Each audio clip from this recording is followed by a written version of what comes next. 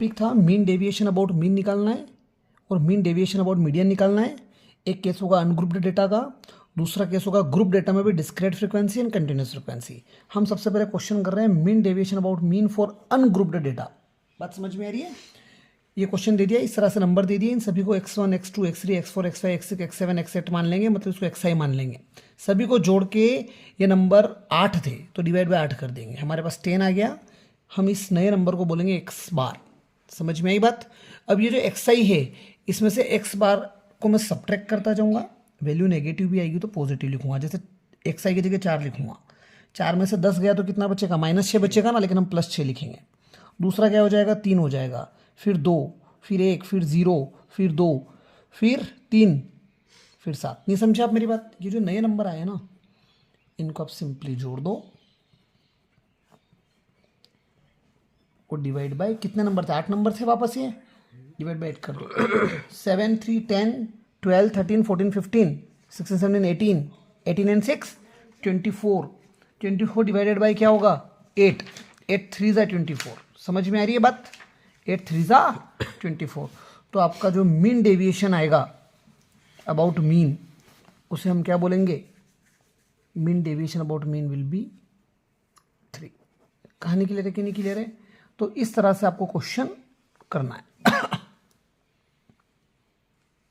Number ले लीजिए, number को जोड़ दीजिए, डिवाइड बाय ये कर दीजिए, स्टेप सेकंड में उनको माइनस कर दीजिए, फाइनली सभी का सम निकाल लीजिए। बढ़े आगे। तो नेक्स्ट टॉपिक है अनग्रुप्ड डेटा के लिए ही, अनग्रुप्ड के लिए ही मीन डेविएशन अबाउट मीडियन निकालेंगे अपन। मान लीजिए यही क्वेश्चन है, समझ गए क्या है? यही क्वेश्चन है। तो आप क्या करोगे?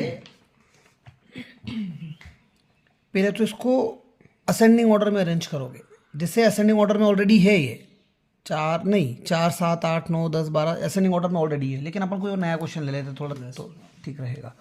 मान लो 13 17 16 14 11 13 10 16 11 18 12 और 17। अपन क्वेश्चन कर रहे हैं mean deviation about median. Priyansh, तो यहाँ पर एक नई गणित लगाई। सबसे पहले इन सबको अरेंज किया, सबसे छोटे वाले को लिखा, फिर उससे बड़ा, फिर उससे बड़ा। तो सबसे छोटा कौन दिख रहा है? 10, ये लिख दिया अपन ने। फिर 12, 11 भी तो है। हाँ, फिर 11, फिर 12 लिखे, 11 2 बार है, और देख लो, फिर 12, फिर 13 2 बार है, फिर 14, 16 भी 2 बार,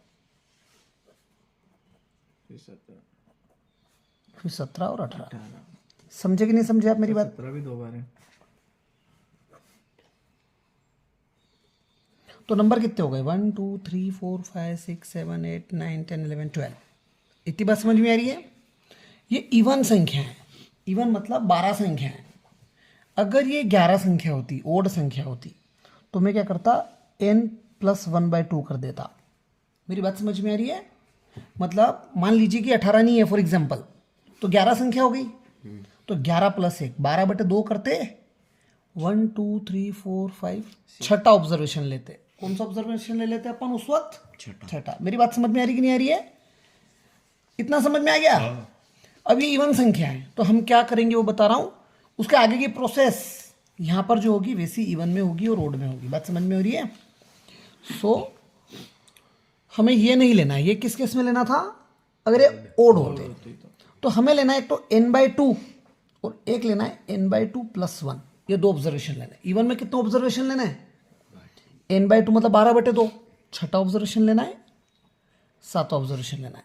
n/2 मतलब क्या हो जाएगा? 12/2, 6 + 1 7वां, 1 2 3 4 5 6 13 + 14। इन दोनों को जोड़ लो, इन दोनों को जोड़ लो। 13 + 14 जोड़ लीजिए, डिवाइड बाय 2 कर दीजिए। कितना आ गया? 13 + 14 27/2, ये आ जाएगा 13.5। समझ में आ रही कि नहीं आ रही बात? ये जो नंबर आ रहा है आपके पास 13.5, इसमें से हम सभी नंबर को माइनस करना चालू करेंगे भाई। समझ रहा है? इसको हम लिख देंगे m।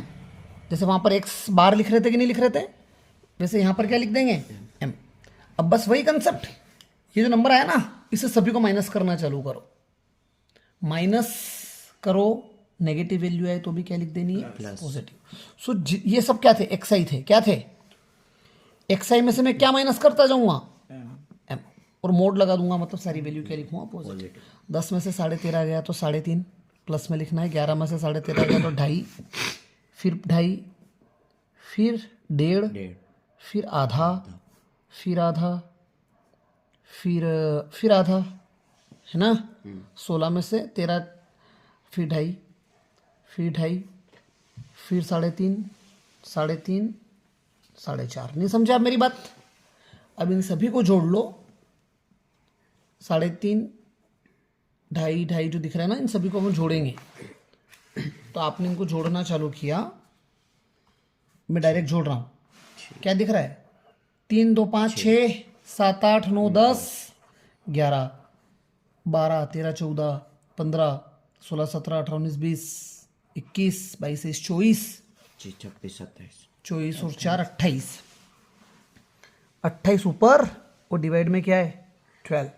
नहीं समझ में आ रही है बात, डिवाइड में 12 लिखा, सो 4 3 12, 4 7 28, 7/3 आ गया, 3 2 6, 1 बचा, 2.33 के आसपास आंसर आएगा।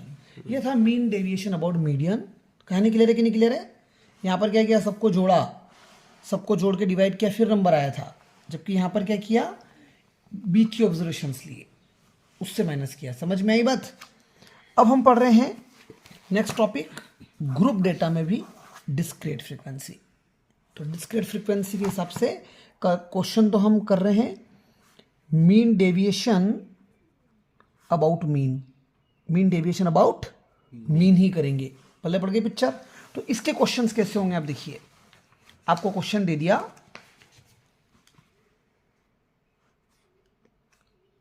फाइव 10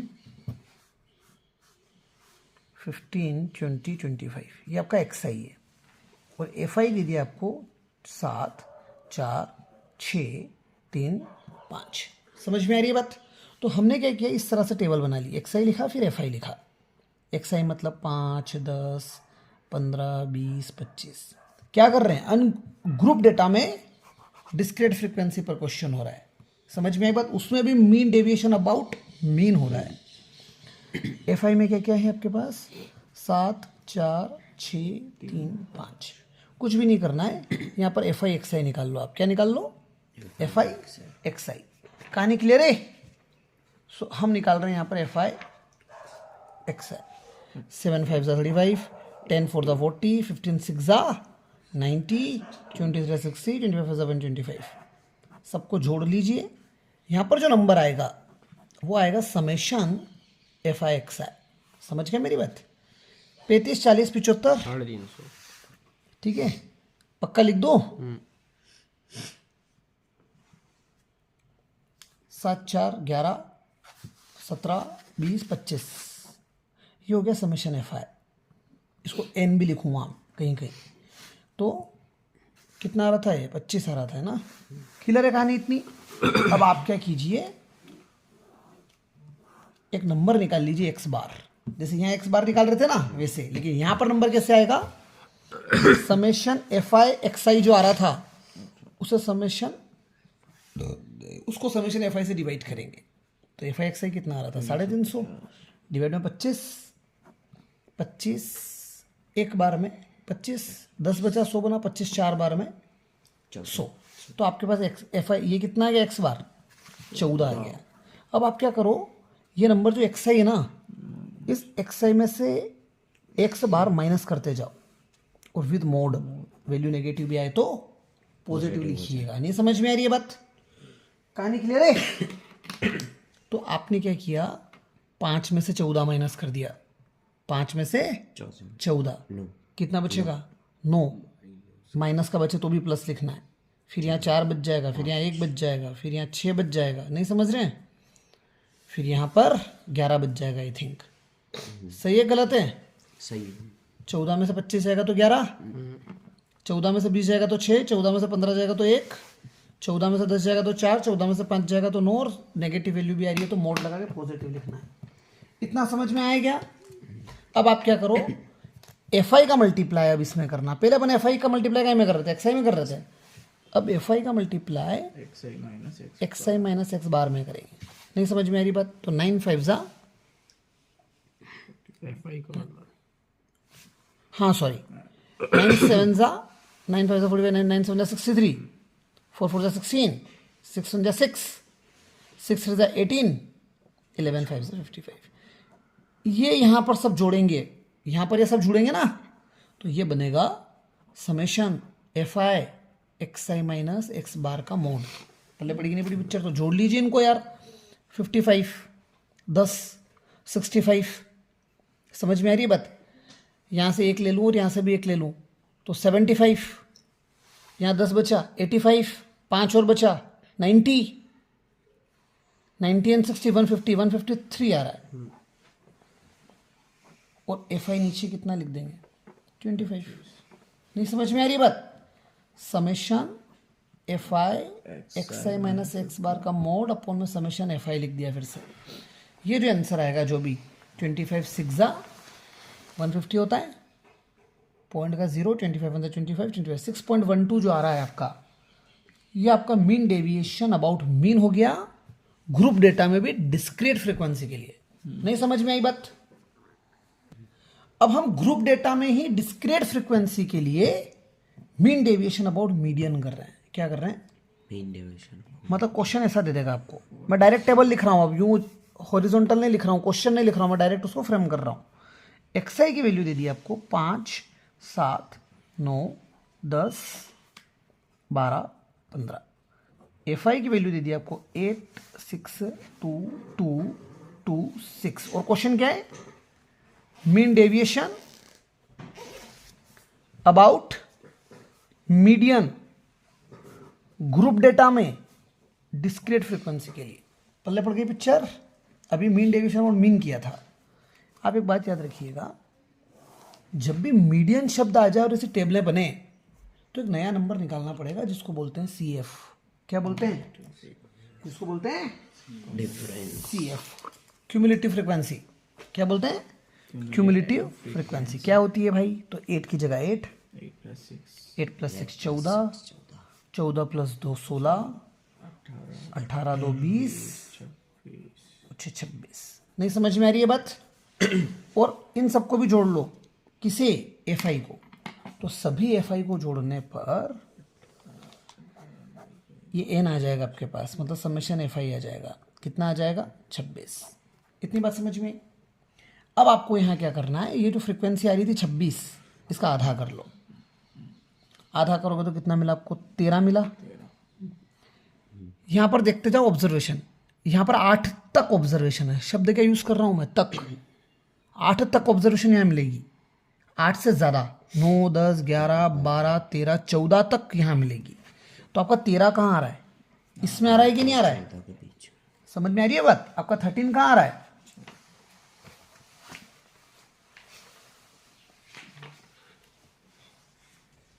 तो यहां क्या देखोगे, ये नंबर फिर से क्या आ गया आपके पास? इवन। क्या निकाल रहे हो आप? मीडियन। नंबर क्या आया? इवन। नंबर आ रहा है इवन, तो मैं n/2 करूंगा तो 13th ऑब्जर्वेशन। कौन सा ऑब्जर्वेशन देखूंगा? 13th ऑब्जर्वेशन देखूंगा। और मैं n/2 करूंगा तो कौन सा ऑब्जर्वेशन देखूंगा? n/2 + 1 देखेंगे। n/2 + 1 तो 14th ऑब्जर्वेशन देखेंगे। नहीं समझ में आ रही है बात? अब इस केस में तो क्या है, 13 और 14 दोनों ही यहाँ आ रहे हैं। मान लो ये 14 आ जाता और ये 15 आ जाता, तो 14 तो यहाँ आ रहा है, लेकिन 15 कहाँ पर आएगा? यहाँ आएगा। नहीं समझ में आई बात? कंसेप्ट यहाँ पर भी वही लेना है, इवन ओड वाले। अगर ये n27 होता तो मैं n+1/2 वाला ऑब्जर्वेशन लगाता। 27 + 1 28 हो जाता। 28/2 मतलब खाली एक ही ऑब्जर्वेशन देखता मैं, और वो भी कौन सी होती? 14th होती। लेकिन इवन नंबर है ये n, तो मुझे कितनी देखनी पड़ेगी ऑब्जर्वेशंस? 2। एक n/2 एक n/2 + 1। n/2 हो गया 13th और n/2 + 1 हो गया 14th, और दोनों ही यहाँ आ रही है। जबकि अगर 14th यहाँ आती है और 15th यहाँ आती है तो फिर अलग अलग ऑब्जर्वेशन देखते हैं अपन। तो दोनों जो ऑब्जर्वेशन आती है उनको जोड़ लीजिए, तो दोनों ऑब्जर्वेशंस को क्या करेंगे अपन, जोड़ लेंगे और डिवाइड बाय, देखो 14th ऑब्जर्वेशन और 13 दोनों क्या है आपके पास, 7 है, कितना है, 7 डिवाइड बाय 2 कर दो तो कुल मिला के 7 ही आएगा। दोनों अलग अलग आते तो फिर 7 + 9 करता और फिर डिवाइड बाय 2 करता। नहीं समझ में आई बात? तो ये आ गया आपके पास m, क्या आ गया m। तो यहाँ मैं एक नया नंबर लिख रहा हूँ जिसका नाम है xi - m। बात समझ में आ रही है? उसका मोड तो xi तो ये रहा, m ये रहा, 5 में से क्या माइनस कर देंगे, 7। xi वाली टेबल दिख रही है ये रही, और ये क्या आ गया आपके पास m, xi में से m माइनस करना है तो 7 दिख रहा है, 7 में से 5 जाएगा, 5 में 7 जाएगा तो 2 बचेगा और -2 भी बचेगा तो मोड की वजह से 2 ही लिखना है। 7 में 7 जाएगा 0, 2, 3, 5, 7 में से 9 जाएगा तो 2 कैसे बचा? तो कितना बचेगा, 1 मिनट, कितना बचेगा बेटा, सॉरी -2 बचेगा। फिर मोड नहीं है, मैंने क्या कहा, वैल्यू नेगेटिव भी आया तो पॉजिटिव लिखनी है। इसका मतलब पहले वाला क्वेश्चन नहीं समझ में आया, नहीं आ गया। समझ गए मेरी बात? चलिए अगर ये क्वेश्चन हो जाता है, इन सभी का सम कर लीजिए, इन सभी का सम कर लीजिए तो क्या आ जाएगा, summation, xi minus m sorry पहले तो अपन को fi xi - m निकालना है। तो fi कितना है, 8, 8 to the 16, 0, 2 to the 4, 2 to the 6, 2 5 the 10, 6 8 the 48। नहीं समझे आप मेरी बात क्या किया? अब इन सभी का हम सम करेंगे, समेशन fi xi - m, 16 4 20, 26, 36, 36 और 8 44 और 40 84, और इसको फिर डिवाइड कर दीजिए समेशन fi से। तो अब 84 को डिवाइड कर दीजिएगा 26 से, 2 4 2 to the 4, 13, 13 3 39, 13 2 26, 13 3 39, कुछ 3.23 के आसपास आंसर आएगा अपने पास। बात समझ में आई कि नहीं आई? कौन सा क्वेश्चन था ये, 579 वाला है ना, 13.1 का 7th। सो 13.1 का 7th क्वेश्चन कर रहे हैं अपन, और आंसर आ रहा है इसका 3.23। ठीक है, सो आपका आंसर सही है।